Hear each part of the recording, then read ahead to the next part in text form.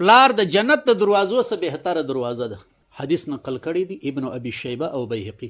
حضرت ابو الدرداء رضی الله عنه فرمایي چې ما خپل د رسول الله صلی الله علیه وسلم څخه واورېدل یقول دو فرمایل الوالد اوسط ابواب الجنه، پلار د جنت د دروازو څخه هغه بهترینه دروازه ده.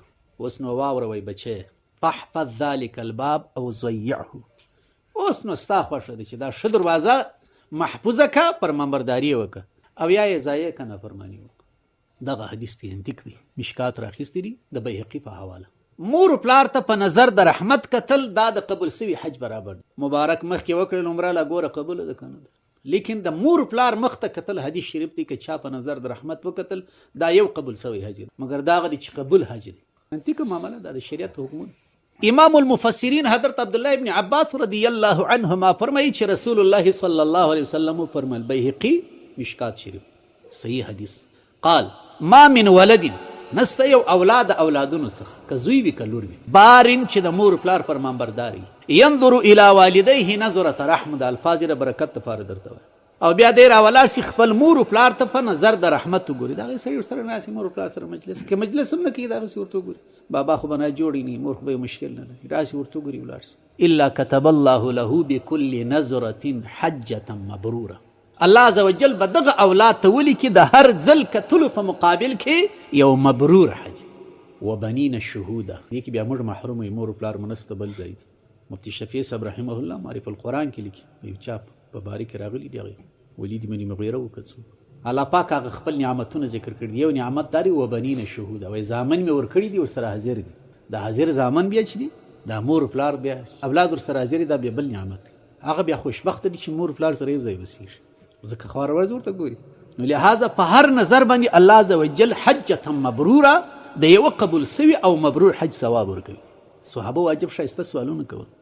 صحابي ویل چې یا رسول الله که یو څوک 15 واره 10 واره 20 واره ورته ګوري، قال وان نظر كل يوم 100 مره، که سم یو شخص د ورځې 100 ځله مور پلار ته وګوري، قال چا پوښتنه وکړل وان نظر كل يوم 100 مره، که سم یو اولاد مور پلار ته د ورځې 100 ځله وګوري، قال الله اکبر واطيب. الله عز وجل تر دې هم لوی دی، که چا ته وغواړي ورکولی سي. واطيب، الله عز وجل ډېر ښه پاک دی، دا الله پاک طرف ته د کمی نسبت نه کېږي. نو د الله پاک په خزانو کې څه کمی راځي؟ تا 100 واره مور پلار ته وکتل، الله عز وجل د 100 حجو ثواب درکړي.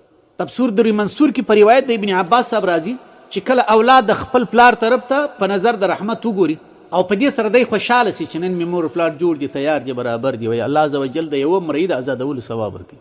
یو سړي پوښتنه وکړه چې یا رسول الله که څم یو سړی د ورځې 360 واره ورته ګوري، رسول الله صلی الله علیه وسلم وفرمایل الله اکبر، الله تر دې هم لوی دی. دا الله پاک طرف ته د نقصان یا عیب نسبت نه کېږي، یعنی هغه پر هر شي قادر دی، پر هر نظر باندې دومره ثواب ورکول الله ته کوم مشکل نه دی. حضرت عبدالله ابن مسعود رضی الله عنه فرمایي چې 3 شیان داسې دي د هغوی کتل ته ثواب دی. وایي ورئ، کعبې شریف ته کتل عبادت دی، د قرآن کریم طرف ته کتل عبادت دی، قرآن پروت دی ورته ګورې وایه.